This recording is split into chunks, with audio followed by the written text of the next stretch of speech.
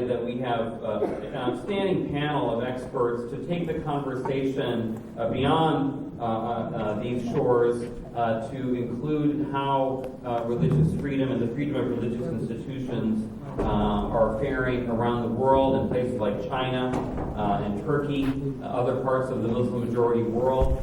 We have an outstanding set of scholars. And I'm going to introduce them briefly, and we will not have a series of speeches. We'll have a conversation with this outstanding panel of experts. We'll begin with Professor Rick Garnett, who is the founding director of Notre Dame's Law School program on church, state, and society. He's written widely on the freedom of religious institutions and the liberty of the church.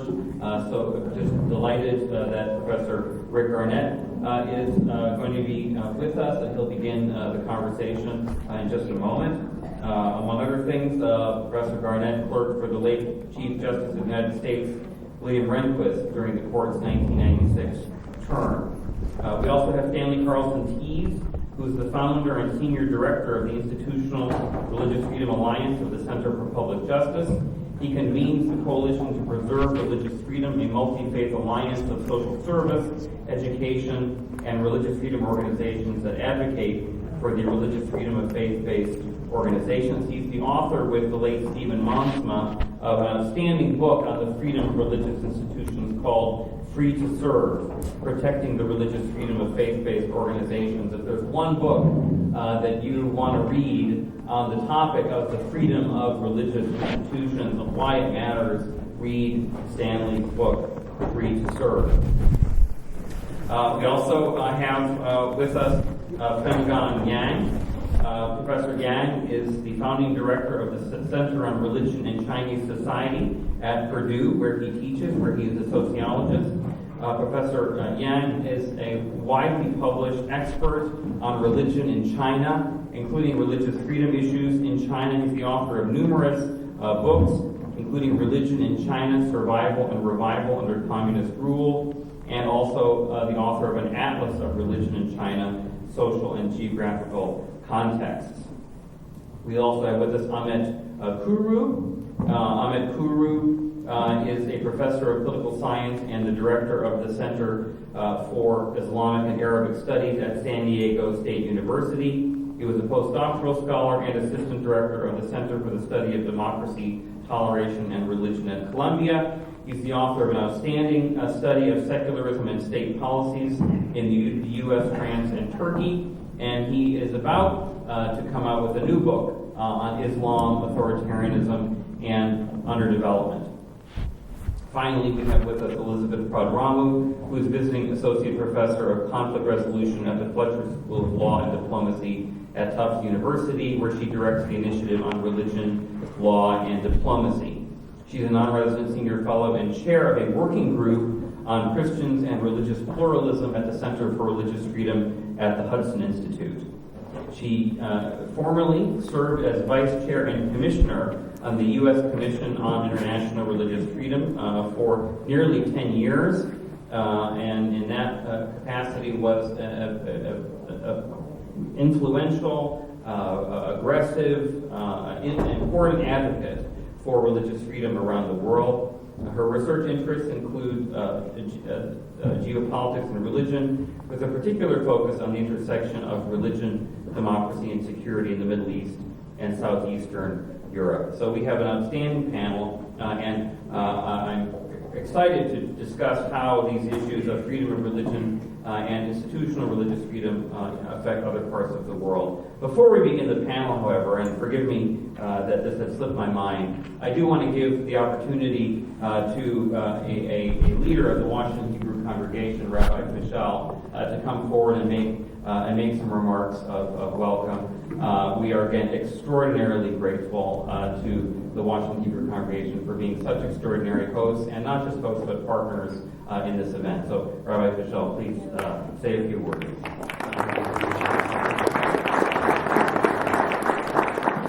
Hello, everyone. I'm Eliana Fischel, one of the rabbis here at Washington Hebrew Congregation, and we are honored to host you for today for this day of learning and unbelievable acts towards religious freedom in our country. This week in our Torah cycle, in our scripture cycle, we Jews finish the book of Leviticus. And when we finish a book of Torah, we say at the end, at the last line, we say, Chazak, Chazak, v'nit chazek. Strong, strong, and we will be strengthened.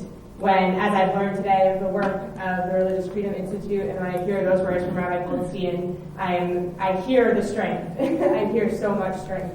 And we were everyone in this room was strengthened by what we've learned today and what we've heard today. And may each of us in this room be strong with our beliefs, strong with our faith, strong with our acts of good, and may we be strengthened by the faith and the belief of the person next to us.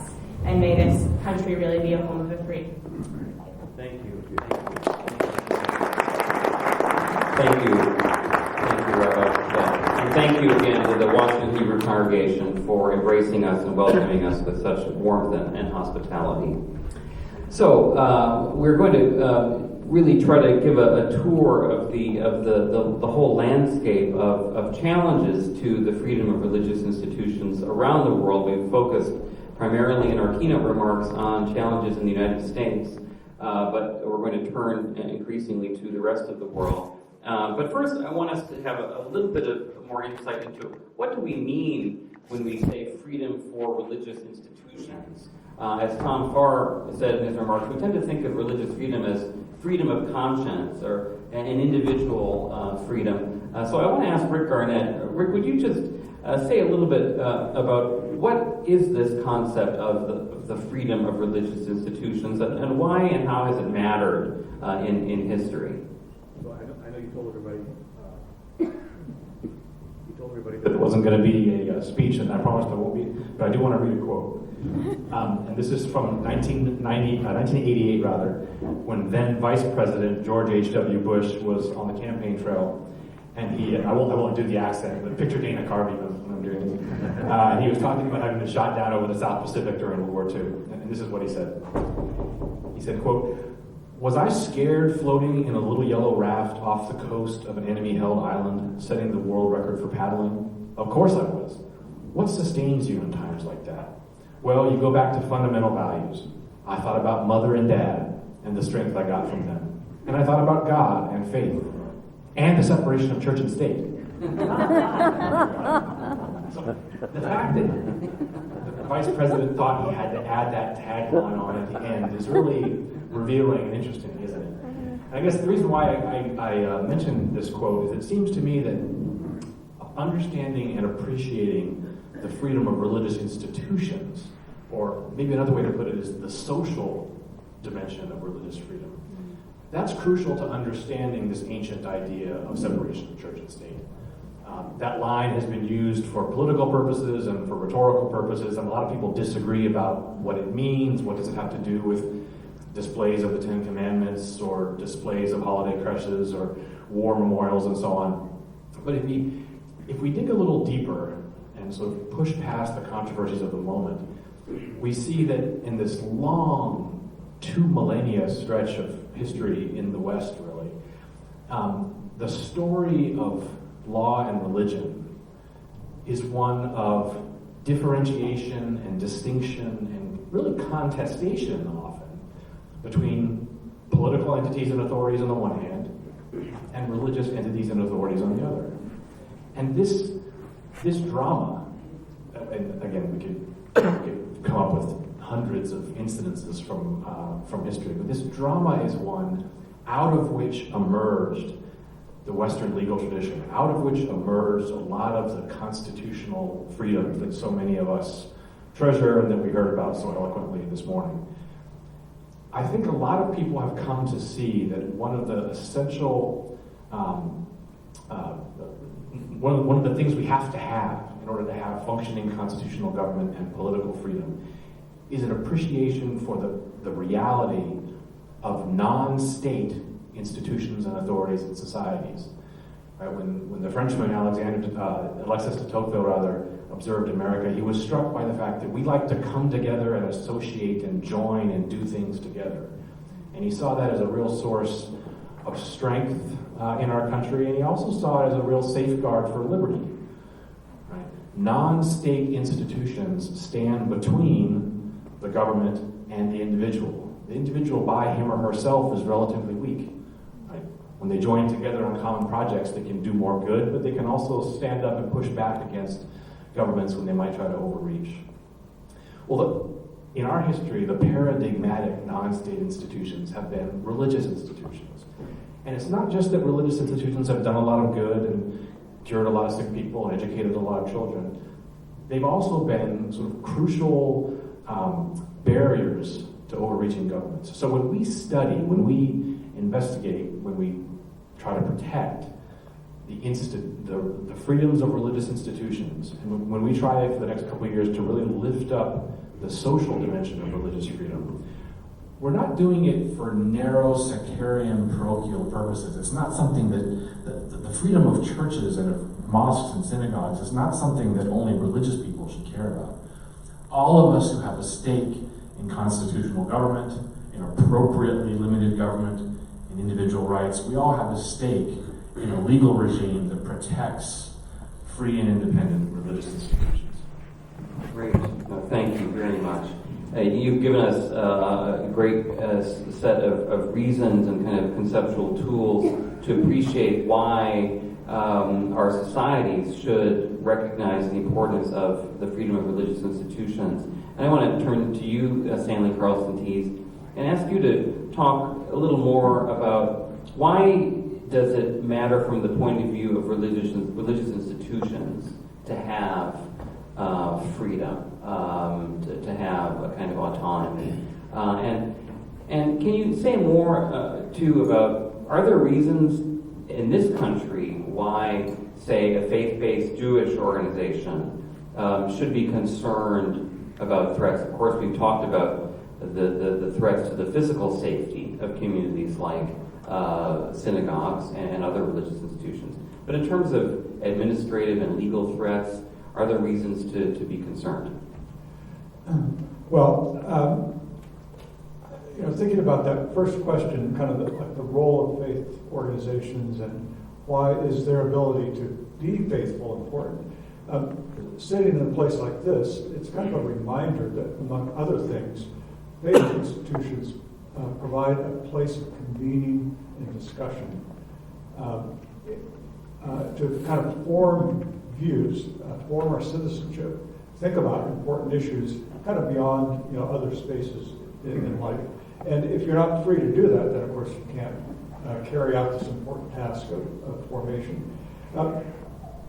Often the value of faith organizations is thought about in terms of the services they provide. You've kind of heard about that.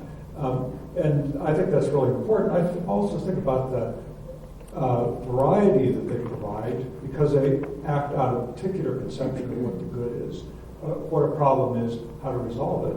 And if institutions aren't free to live that out, then those different conceptions aren't out there on offer to our fellow citizens. And then I think about it from the angle of faith organizations and their members, that to be able to live out their faith in acts of service, in convening and so on, these are actually acts of religious exercise. The religious exercise is not just worship, it's not just individually helping out somebody, but also through an institution by joining together with others, doing it in a particular kind of way. That's an act of religious exercise. And so if that freedom disappears, a really important part of the freedom of religion disappears. And what are some of the challenges? Well, I think every institution faces somewhat different ones, depending on their tradition and so on. So I thought of 7. I'll just mention these really briefly, thinking about here in the United States. Of course, one of them is kind of declining percentage of Americans, especially elite Americans, who kind of from their heart understand faith and practice it. And if they don't know what it is and why it's important, how deep it is for people, then of course it doesn't seem important to them to retain space for these odd practices that go against the grain sometimes. Just our anti-institutional bent. We're great individualists in America. We want to be autonomous. That really cuts against the ability of institutions to have coherence and to carry out something, kind of against the unpopularity that might be.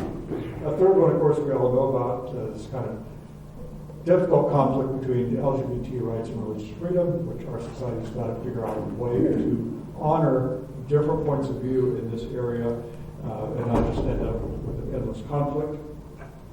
Fourth one, there's less religious observance in some sense, but we've become more diverse in faiths and moralities, secular philosophies, and that just makes it harder to get along. Right? There's more things that offend you because there are more differences. And I think that's just something we have to learn how to live with better and not just get frustrated with each other. But at the same time, there's more government regulation. And government wants things to be uniform. This is just a recipe for difficulties in the future as we become more diverse. Government asserts more uniformity. And so that's going to create, I think, problems for religious institutions. Six, a kind of narrowing view of what is authentically religion, kind of thing that even if you don't like it, you've got to protect it because the Constitution says you've got to. And there are a lot of people around, Mark referred to some of this, that would like to shrink that to something more like worship and maybe certain dietary practices and so on, and not the way an institution or people live out their faith out in the secular world. And so that kind of trying to narrow things down is a real threat to religious institutions that want to act out in public life from a particular point of view. And then finally, kind of a growing sentiment, I think, amongst activists, scholars, lawmakers, kind of inflating the idea of what harm is that we can't allow to have happen. And so some institution isn't doing things just the way you think they're right, and then to count that as a harm and ask the government to stop it. But, harms to some degree can be just in the eye of the beholder.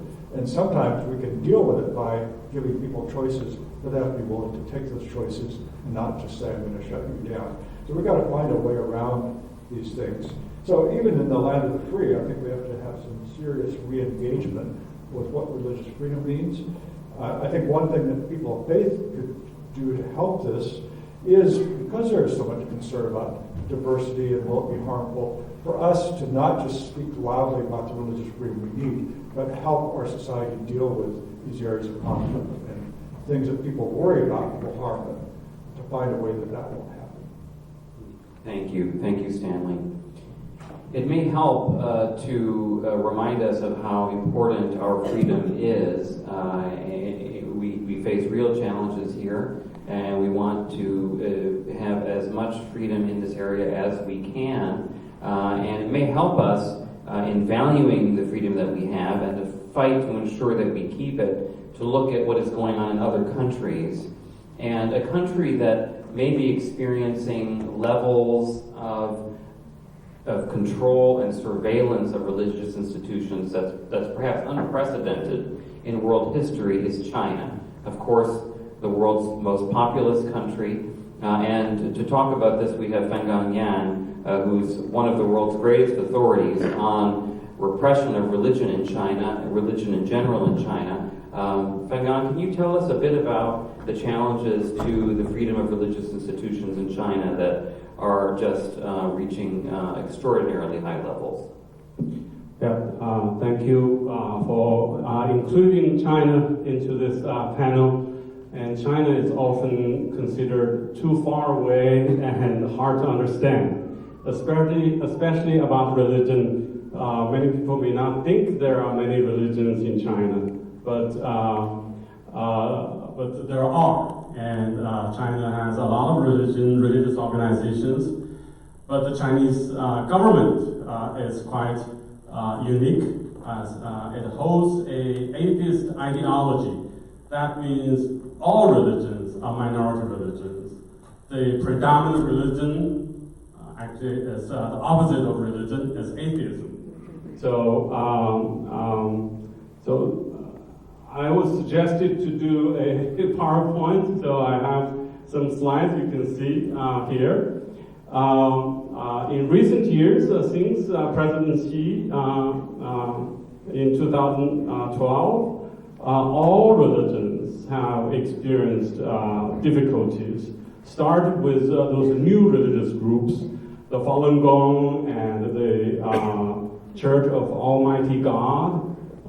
They were severely cracked down upon. Then people may heard the news that Protestant churches, they were demolished, the church buildings, and hundreds of the rooftop crosses were taken down. And then heard about the underground Catholics, underground bishops and priests missing. And also their church buildings have had the same problems of being demolished. Then in recent years, most recent years, the last 3 years, may have heard a lot of news on the Muslims, especially in Xinjiang. And but what's happening in Xinjiang is not isolated. It's really together with other religions. All the measures imposed in Xinjiang can be easily applied to other religions and in other areas of China. Currently, there's a campaign to sinicize all religions, the 5 officially allowed religions.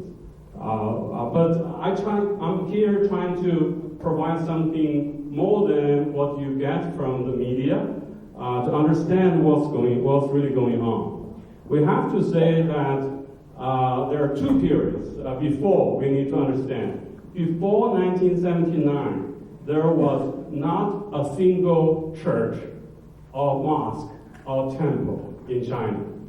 Religion was eliminated.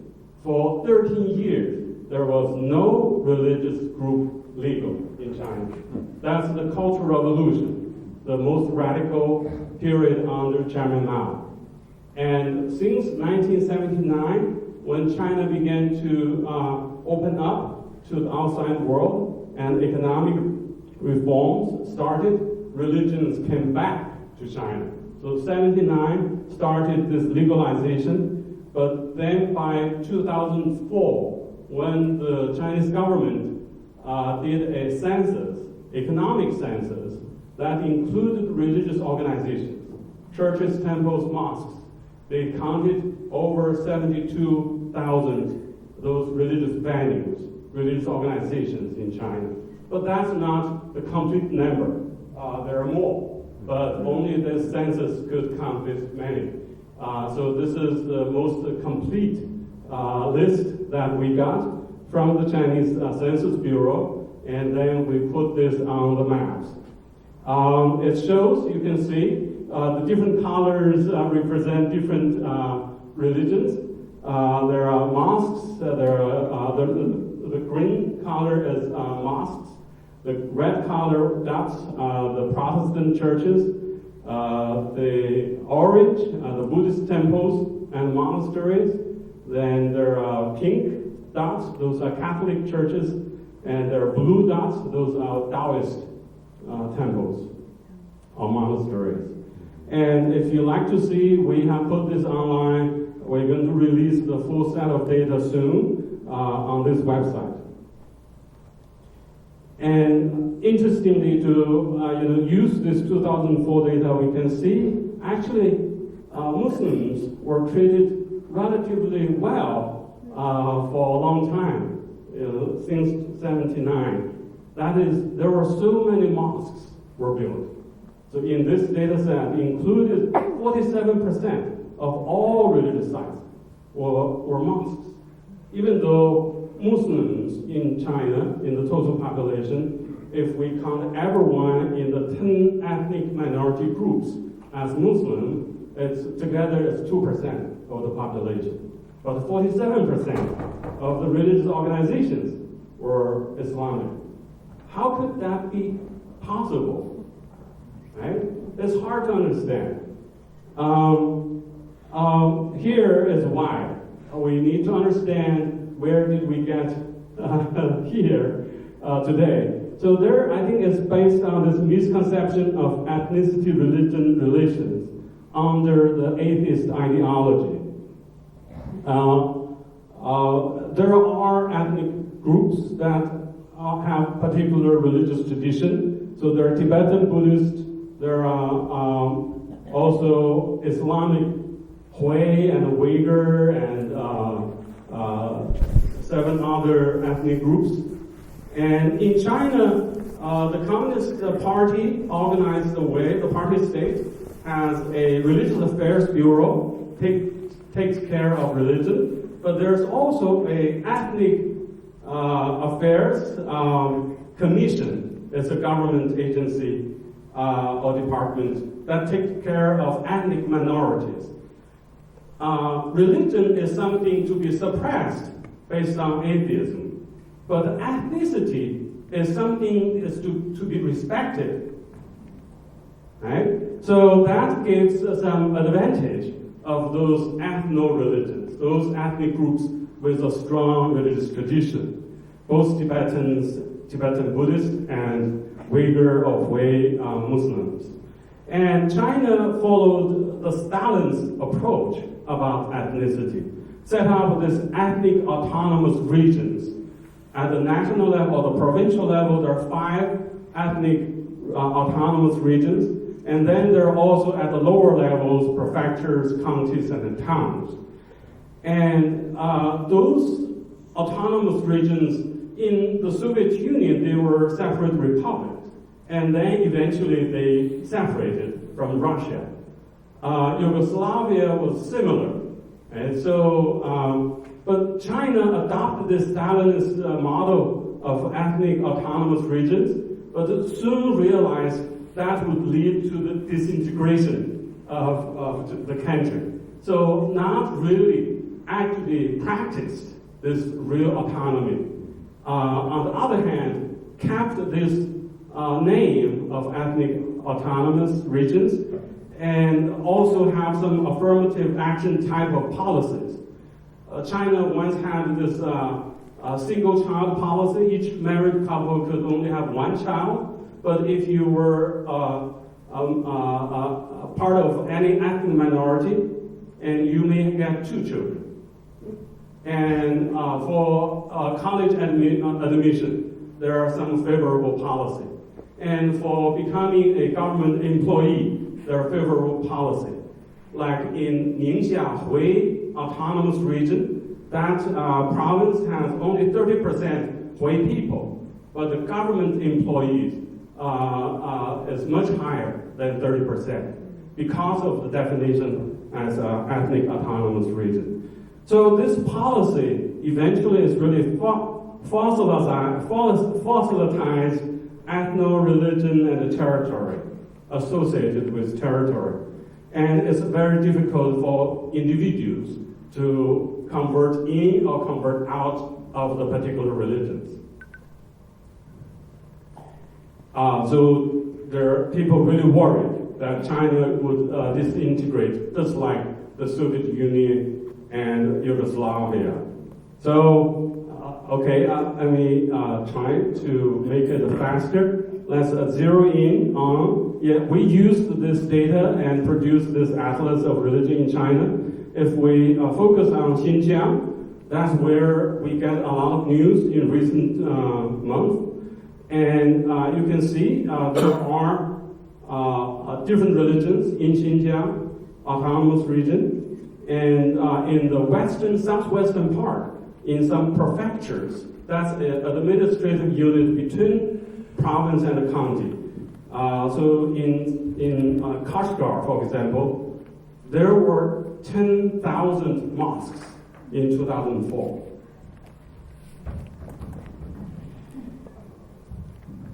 But in 2009, there was the riots in the capital of Xinjiang, and Han is the majority.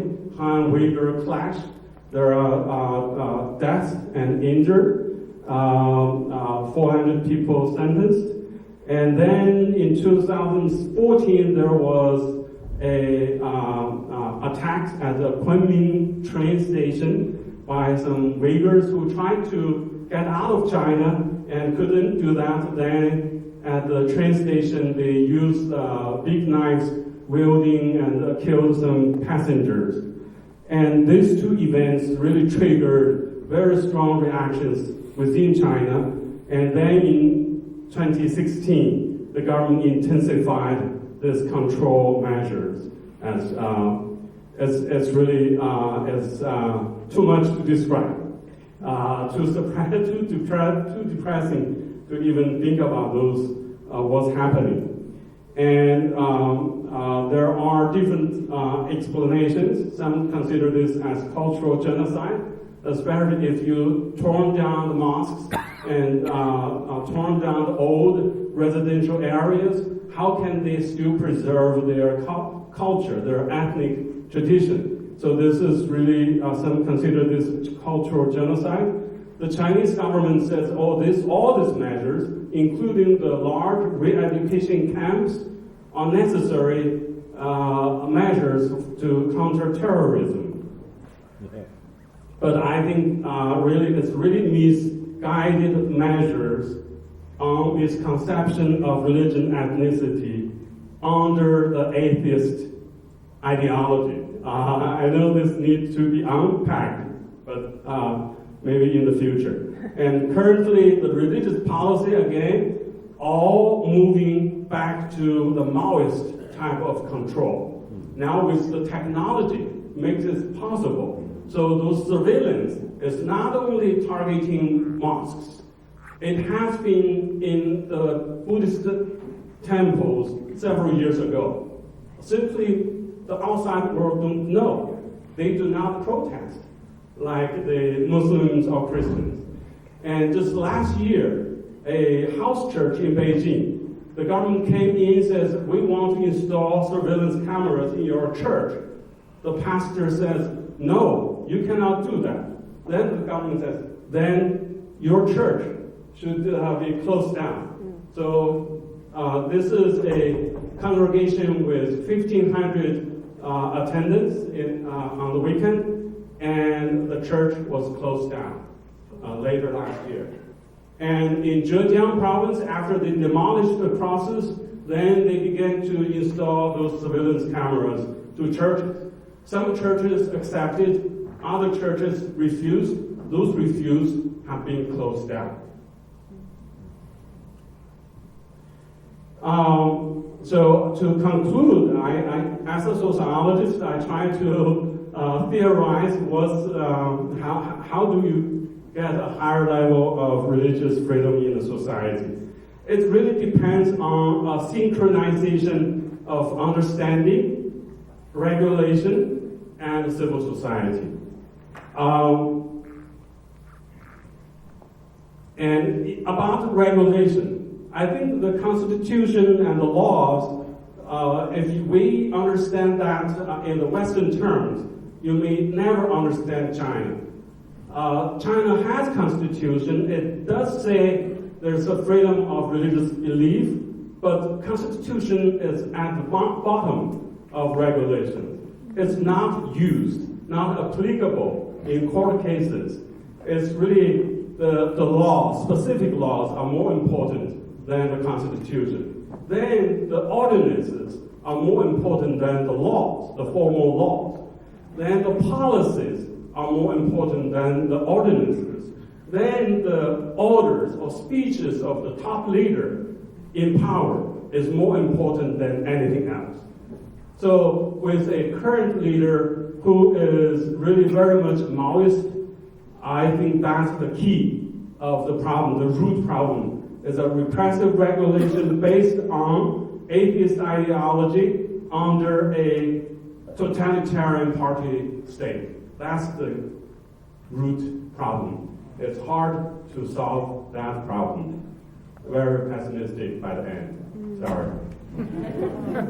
Thank you, Fan Gang. Well, we see the levels of rising religious restrictions of institutions in a country of 1.2, 1.3 billion people. Ahmed Kuru I'd like you to give us a survey of what is happening with respect to the freedom of religious institutions in the Muslim majority world, where we have something like 1.75 billion people More than living, Chinese. more than Chinese, exactly.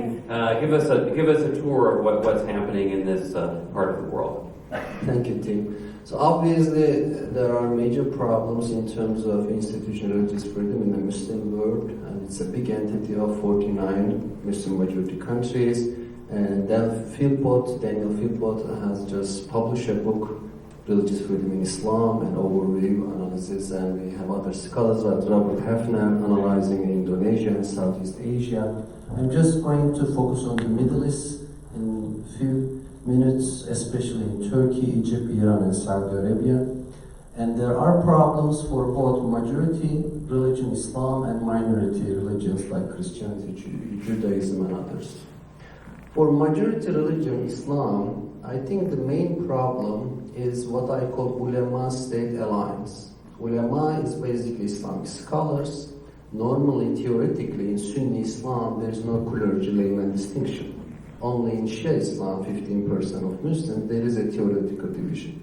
But practically, for Sunnis, there is a clergy that we call ulama, in addition to Sufi sheikhs and some other authorities. There's Islamic scholars. And historically, they have been allied with the state authority. And when you combine the ulama with the state, you end up with a very centralized, very omnipresent, omnipowerful almost, a deus machina, a big centralized power that monopolizes not only interpretation of Islam, but also the public discourse, the epistemology, the education and philosophy and everything.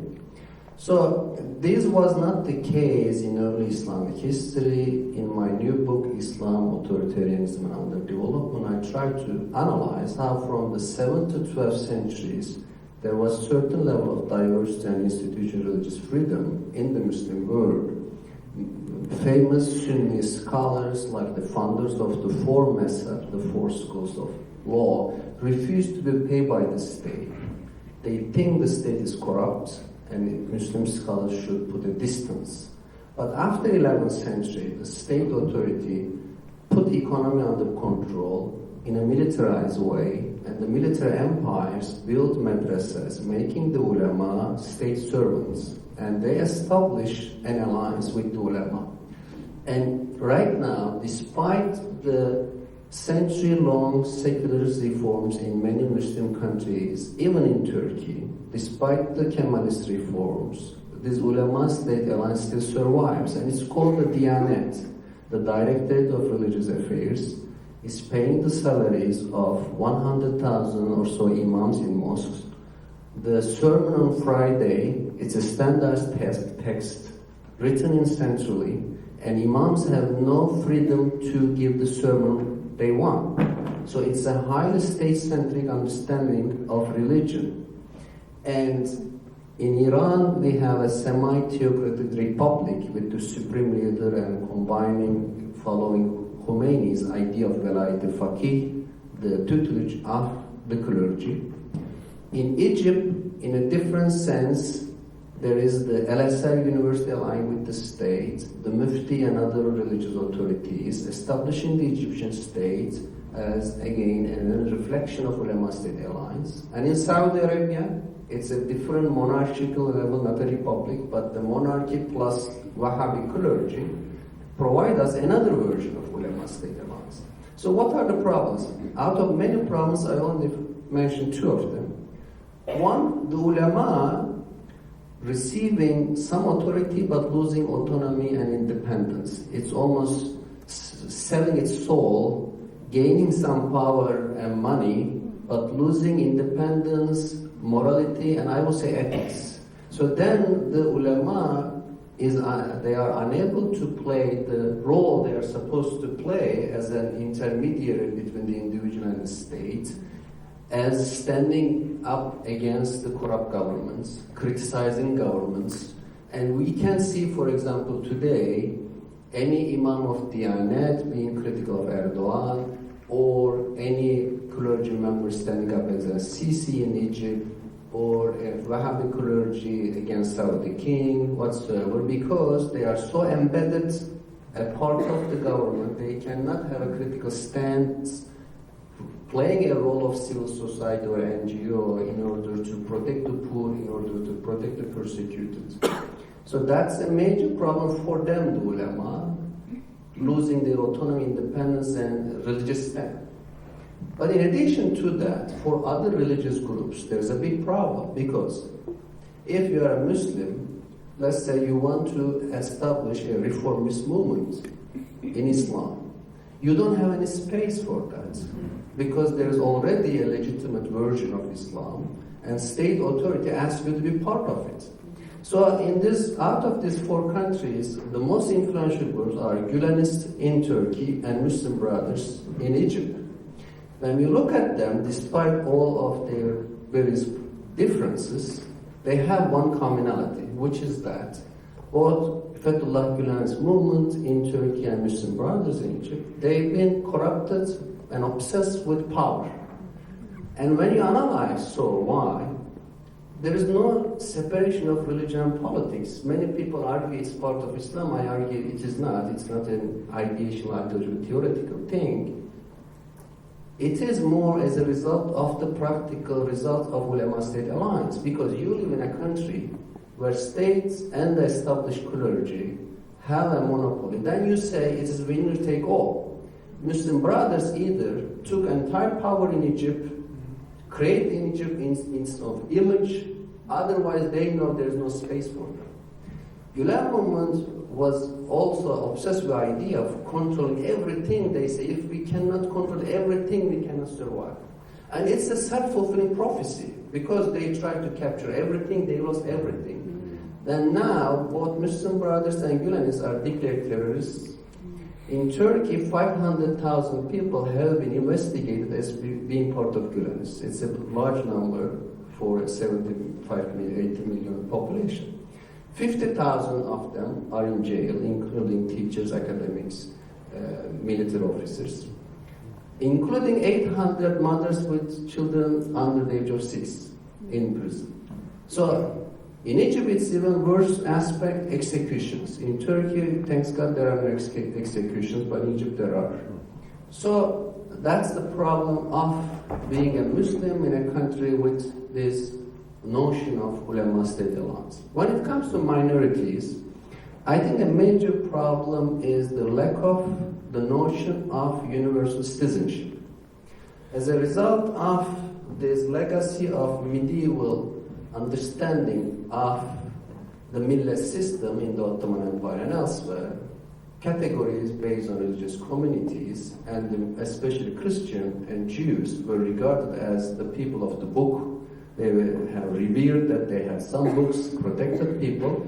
Under the conditions of Middle Ages, it was good to be tolerated, to have some respect and recognition by the government and having your own autonomy. But under our modern understanding of citizenship, rule of law, it puts you in a secondary position. It's like being a Muslim Arab in Israel, Christian in Turkey, Christian in Egypt. It's a secondary status. And since at the individual level we can discuss, at the community level too, in Turkey, for example, the Greek Orthodox Patriarchy is the oldest religious institution. It has been there for 2,000 years in Islam. But it is not recognized as a Turkish institution. It's a kind of native alien or foreign element. For various reasons, of course, there is the historical wars and conflict between Turkey and Greece, but at the same time, the notion that a religion is part of national identity, and in order to be a good real Turk, you have to be Muslim. That's so much embedded culturally, and the idea of universal citizenship beyond religious identities is not very much established.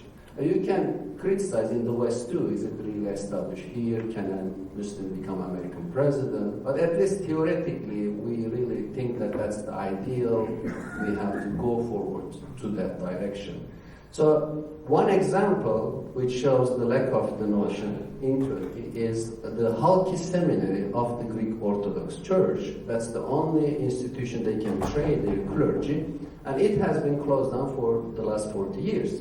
Whenever I discuss this issue with my friends, academics or policymakers in Turkey, they say, oh, you misunderstand, it's not a violation of religious freedom, it's a diplomatic reciprocity.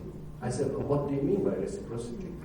Because Greece didn't allow to open mosques to Muslims, and in Cyprus they violate some Turkish Muslims' rights. We closed down as a reciprocal attitude to punish them. But to punish Greeks, you closed down an institution of your Turkish citizens in Istanbul. So then it's an example how they consider it not as a legitimate legal Turkish institution in Turkey, but still a foreign element, as if it's a foreign entity. So in a nutshell, I think there are problems for majority Muslims, especially this ulema state alliance, and for minorities, the problem is the lack of notion of citizenship. Thank you. Thank you, Ahmet. Well, Elizabeth, Ahmet provided a perfect setup for you to talk about issues affecting particularly Orthodox communities, not only in Turkey but other parts of the Near East.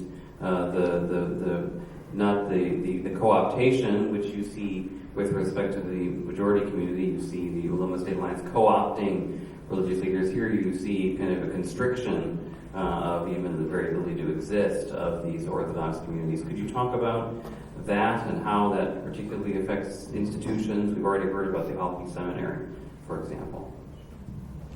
First, thank you to the Washington Hebrew congregation. Thank you to the Washington Hebrew congregation. It's a pleasure to be here. Following on Ahmed's comments, but also circling back to Rabbi Goldstein's comments, I was struck by one thing that Rabbi Goldstein said in particular in his very compelling account of the attack in Poway and on Poway. He said it's not enough to be Jewish. We also have to do Jewish. And I think this project that we've launched here, or that you all have launched, and we're fortunate enough to be part of, that deals with institutional religious freedom, gets to the heart of that quote, that where we see violations on the freedom of religious institutions, we oftentimes see them having a consequence. You can't do Jewish. You can't do Greek Orthodox. You can't do Hindu. You can't do Buddhist. And I think the reason that it becomes difficult to do it is because of the limitations that oftentimes do not take the form of violence. We would not identify them as persecution. For example, not a genocide, not a pogrom, not episodes of violence and cleansing, but the kind of pernicious, non-violent forms of discrimination that amount to separate and unequal. And that, I think, Ahmed, you touched on that. I would say that is precisely the experience of the Ottoman millet system, separate and unequal. And today, what you described in Turkey and in other parts of the region, we see that. And again, I go back to Rabbi Goldstein's phrase because I think it's evocative enough to allow us to see how discrimination produces separate and unequal and the ability to do. And therefore, for religious communities, the inability to sustain themselves, to thrive, to be vital contributors to the public good in the countries in which they exist. Because to do Jewish or to do any of the faith traditions in this room, we would assume certain things. The ability to wear religious garb in public. The ability to have property rights rather than be subjected to a punitive property rights regime that would make it impossible, for example, for the community to own this property and to protect it and to have it be protected against violence. The ability to do whichever fill in your faith community, the ability to do that would also assume not being targeted as fifth columns in either public education, in textbooks, through the language of textbooks, through photographs in textbooks. For example, in Turkish public textbooks, figures of Protestant communities are placed next to, in chapters with figures of Muslim radical groups like Al-Qaeda and ISIS, so the semiotics of that message. The ability not to be targeted in public and popular culture and in film, the worst kind of caricaturing or language that targets communities as others, as fifth columns, as not citizens of the state, but as somehow loyal to states outside of that country. The ability to do Jewish, to do any of the faith communities means the ability to have cultural institutions, the ability to publish books, the abilities to speak about and therefore be bearers of historical memory, and to be living examples of that historical memory. When that is not allowed, when religious institutions are not allowed to do that, we see what I would call memoricide, the deliberate and systematic effort to erase the memory of a religious community. So when the people are gone, if their institutions are gone, and if the ability to remember through sacred sites and through books and talking about that experience is gone, everything is gone, the memory is gone. So this is discrimination. We know it when we experience it. We know it as we begin to identify and analyze it. And it has over the long term pernicious and fatal consequences for religious communities to sustain themselves. And it also contributes to a public dynamic whereby cleansing and homogenization are acceptable. And you asked me to speak about Turkey and the Greek Orthodox community and the ecumenical patriarchate there. They simply are probably the most endangered example of this broader phenomenon of discrimination, separate and unequal, and of homogenization, which means that once you homogenize horizontally, sorry, I'm bad at math and graphs, horizontally across communities, it makes it easier then to homogenize vertically within communities. The same penalties that go with debate, contestation, discussions about difference, the discussions about the public good, the community good, that allow for homogenization across communities, those same practices then are perpetrated against what are seen as nonconformists within majority faith communities. And so, again, going back to Turkey, you asked me about that, the case of Alawites, for example, who are perceived as non-conforming Muslims by most Sunnis in Turkey. Some Sunni Muslims see them not even as Muslims. But, non-conforming Muslims are penalized for having, a different interpretation. And so homogenization becomes the objective. And all of these non-violent discriminatory practices are used in order to eliminate that alternative and that internal pluralism and that external pluralism.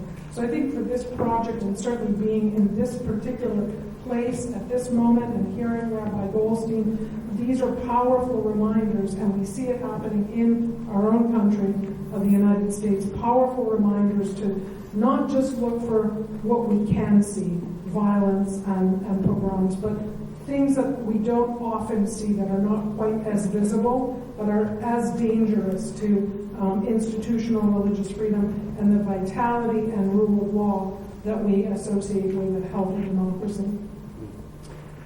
Elizabeth, that was a magnificent conclusion to our panel, and I think a perfect segue into the discussion with you all. You all have sat patiently. Thank you all so much for being a part of the deliberations so far, and I want to give anyone who wishes the opportunity to make a comment or ask a question. If you would, identify yourself and ask a question or make a comment with respect to the theme of freedom of religious institutions in society.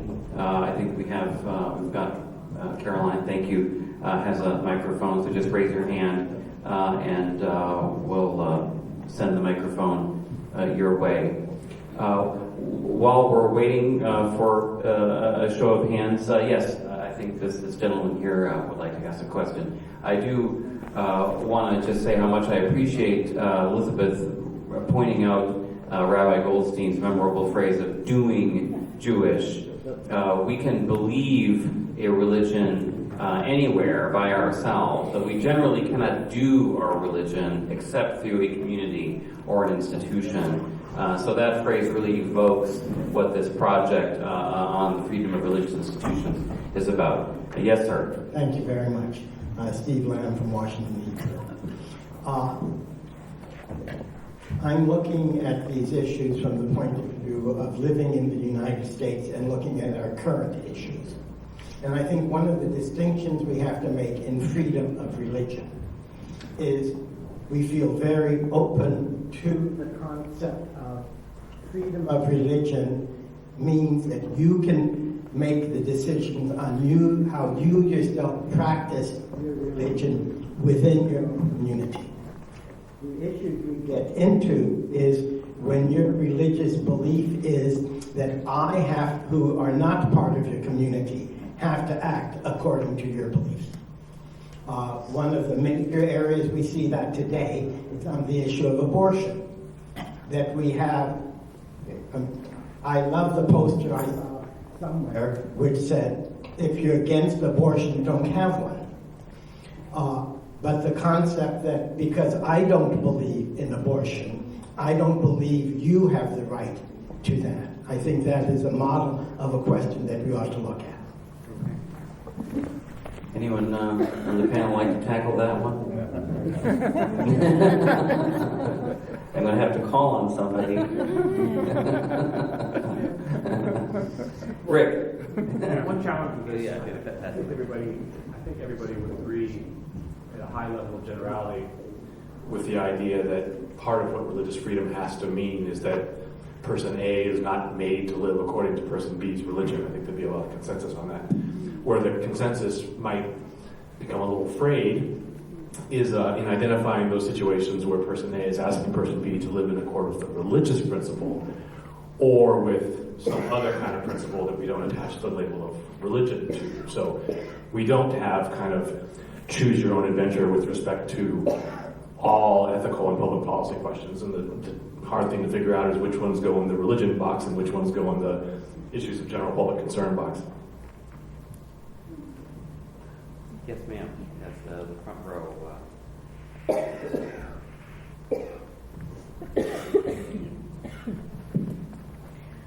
Good afternoon. My name is Betsy Matheson. I live in the Kingdom of Bahrain in the Middle East, and I'm absolutely in awe of everyone here today and your absolute, total and sincere commitment to uphold religious freedom. And I think we should all say a big thank you to each other for that. Because as Elizabeth said at the end, there are those very small things that happen. You know it when it happens to you. But those are actually sounding a death knell for religious freedom for many people. I'd like to share with you a little story about the Kingdom of Bahrain. It's a kingdom off the coast of Saudi Arabia where we enjoy religious freedom. It's in the constitution and it's sincerely upheld by law. I went to work there 40 years ago as a very young woman, and I was overwhelmed by the fact that it was an oasis of freedom to worship. I was absolutely amazed that there are a population of nowadays about 1.3 million people. There are over 700 houses of worship. We have the only registered synagogue in the Middle East region, in the Gulf region rather, which is around 130 years old. We have Buddhists, we have Sikhs, we've just celebrated the 200-year anniversary of the Hindu temple in the Kingdom of Bahrain. We have every type of church you can imagine, where some of the churches, like the first church was the National Evangelical Church, which was created by American missionaries in the Kingdom of Bahrain. And each of the churches hold services for around 40 congregations each, in every language that you can imagine. Malayalam, Hindu. We have a very precious Chinese Christian community there. We have Korean Christians there, because in the Kingdom of Bahrain, as the rabbi said, it's not enough to be Jewish. In Bahrain, the current king, King Hamad bin Isa Al Khalifa, is a very strong supporter of religious freedom, and he said that in the Kingdom of Bahrain for hundreds of years, this is how people have lived. There is no discrimination. Sectarian has been brought to the shores. It's been exported from others in the region who have very pervasive and nefarious intent on religious freedom. But it's not enough just to be a Bahraini, you have to do Bahraini. And His Majesty's has created many projects. One of them was he wrote the Kingdom of Bahrain Declaration. And I do have some brochures with you, because the Kingdom of Bahrain is a place that people are quite ignorant about. It's a small country. For instance, you'd be interested to know that in 2014 the king divorced religion from politics. Absolutely. You're not allowed. Religious leaders are not allowed to discuss politics. I would like to say that, we're here to support what you're doing. I've heard lots of great things about the Religious Freedom Institute and some of the other organizations here today.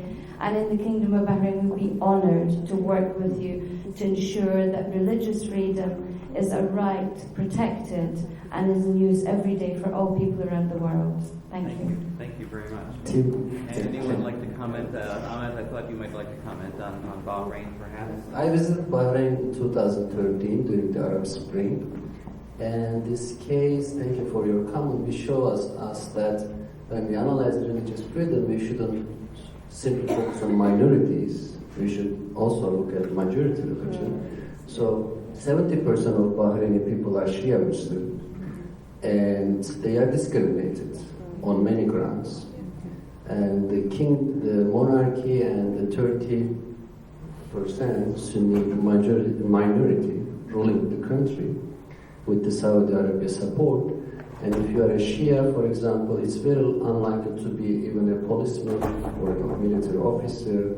So it is really a country where Shia Muslims are not treated equally with freedom. Thank you.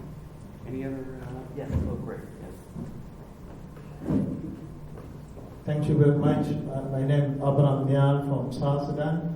I'm happy to be here and to learn from what you shared with us. I think the freedom of religious is a new hope for us in the world today. But my question is, what kind of religion itself can do to protect themselves? I've seen that in Sudan by then, the religious themselves having conflict in themselves that give a room to the people that don't want religion. What can religion do to protect religion? And what can we do? What the common thing that we can do to fight for freedom in the whole world? You can be protected in the part of the world, but not the same in the other part of the world. Can it be extended at the moment in the whole world so that the freedom can be given to religious? Thank you. Thank you, sir. Well, that may be the most important question of all. How do religious communities defend themselves and their religious freedom, and how can we advance religious freedom worldwide?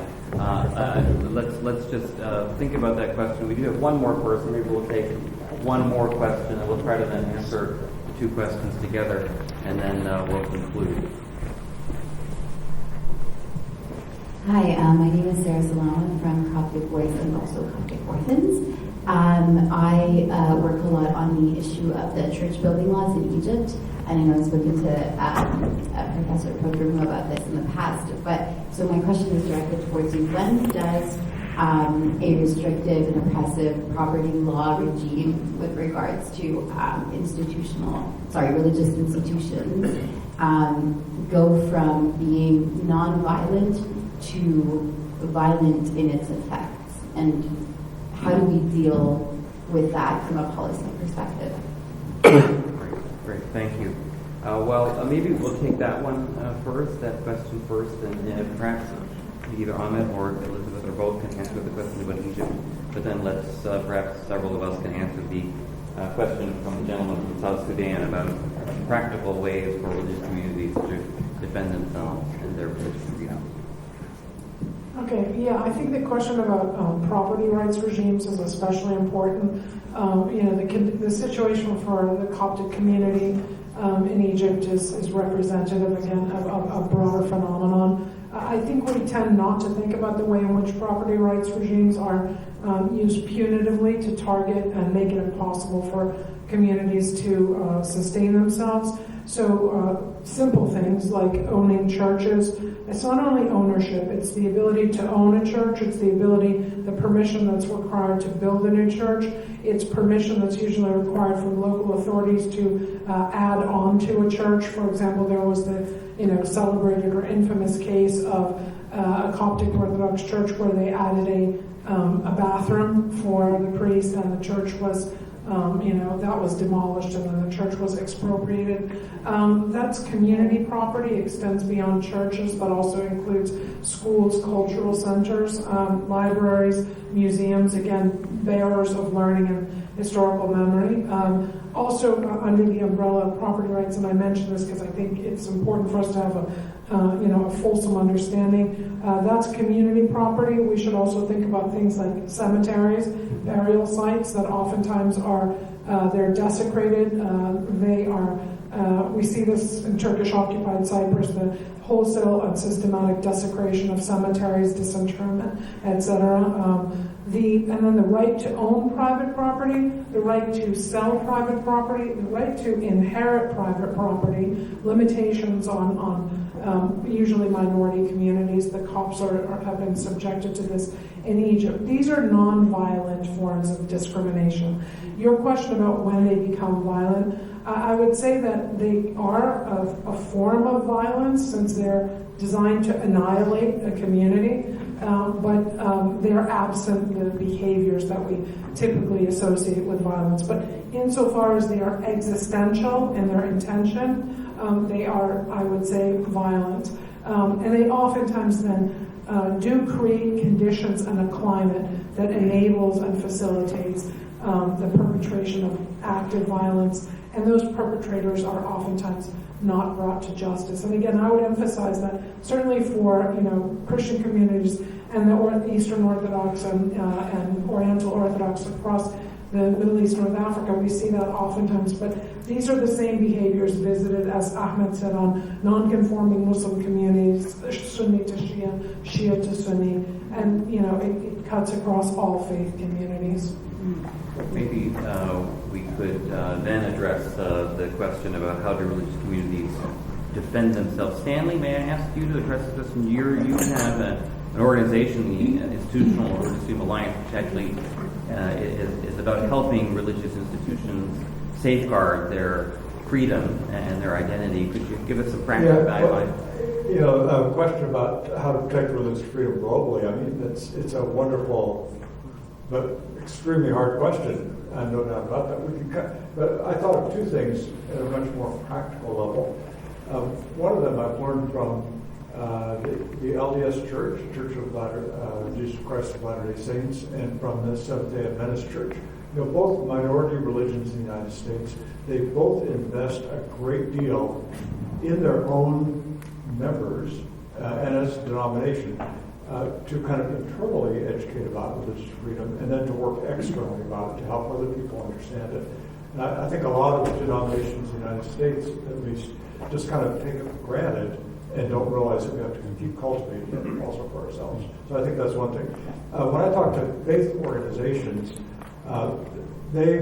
most of them are there for service, education, healthcare, something like that. And that's what they want to do. But I tell them, I say, you ought to tithe to public affairs. Meaning spend a little bit of your time thinking about the trends around you and thinking about when you need to speak up on behalf of yourself and other organizations, or else your freedom to be faithful will disappear. And if the subjects, the the organizations that are going to be most influenced won't speak up, then we can't expect anybody else to safeguard the religious freedom. So I think that it's incumbent upon all of us who enjoy religious freedom to contribute to its maintenance by taking action. Great. Well, with that, we will conclude our public event. Yes. Can I just say one thing before you Yes, go? certainly. It's Tom Farr over here. Yes. To the gentleman who raised the issue about abortion, if I could just add a little bit to what Rick said. The religious liberty claim about abortion is not that a religious group gets to impose its views on you, but that religious people are equal citizens to all others. And abortion is a public policy issue, so that if a religious group or a non-religious group or individuals have views, they, as Rabbi Goldstein put it, can't be told to shut up. So it's not about imposing, it's about equality of citizenship, if you can put it this way. And I think it's important to make that point because it's often suggested that religious people are trying to impose their views on others. They have views. They're members of a democracy, and they want to have the opportunity to put those views out there. And those views happen to be that abortion is a violence against human beings. People disagree. It's a big issue in our country. But the claim, this is my only point, the claim is not that religious people get to impose their views. They get to be citizens just like you. Thank you, Tom. Well, thank you to all of you.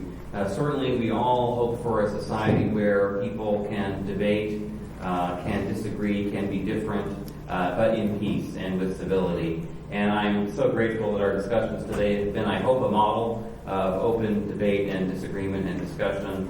We come from very different points of view, but we have learned a lot about the challenges to our freedom to not only be our faith, but to do our faith, and Rabbi Goldstein's words, to be and do what our convictions lead us to do, to believe, to do, to act on the basis of our deepest convictions. And if you want to join the fight for religious freedom, please, you are welcome to be part of the Religious Freedom Institute. We have programs, events, and research, education, a wide variety of opportunities for you to be involved. So please follow us on Twitter, follow us on our website, easy to find, religiousfreedominstitute.org, and please join us as we continue to battle for religious freedom for everyone, everywhere. Thank you all very much for being part of today's discussion.